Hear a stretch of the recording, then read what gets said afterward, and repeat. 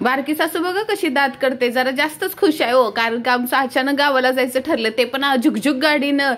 संध्याकाळची तिकीट नाही भेटली म्हणून आम्ही सकाळच्या ट्रेननं जाणार होतो. जरा अचानक गावाला जायचं ठरलं हो, जरा 2 दिवसाचं काम होतं. मग सुट्टीचा दिवस बघितला आणि केली ना पॅकिंग चालू. त्यात आमचं तिकीट पण फिक्स झाली. बघ काय फळं बिळं, माझ्या मोठ्या सासूबाईला फळं पाहिजे होती, माल्याला फळं पाहिजे होती, सगळं भरलं बघा. बिस्किट पॅकिंग करायचं काम बघा मला जमत नाही. कारभारी बॅगचा कोपरा न कोपरा उपयोग करून घेतात बघा, म्हणून पॅकिंग करायचं काम त्यांचं आहे. बारक्या सासूचे कपडे काढा गेलो, अख्ख्या बेडचा एक कप्पा बारक्या सासूच्या कपड्यासाठी. डोक्याला हात लावला बघा त्याचे कपडे बघून बघून.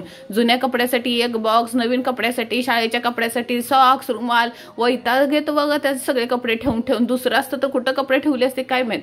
कारभारीने लागलीच ते स्वतःची आणि बारक्या सासूची कपडे इस्त्री करून ठेवली. आता माझी कपडे आहेत तेव्हा आमच्या वरच्या बेडरूम मध्ये, आता कुठलं नेऊन कुठलं नको असं झालेलं. बाकीचं सगळं उद्याच्या व्हिडिओमध्ये.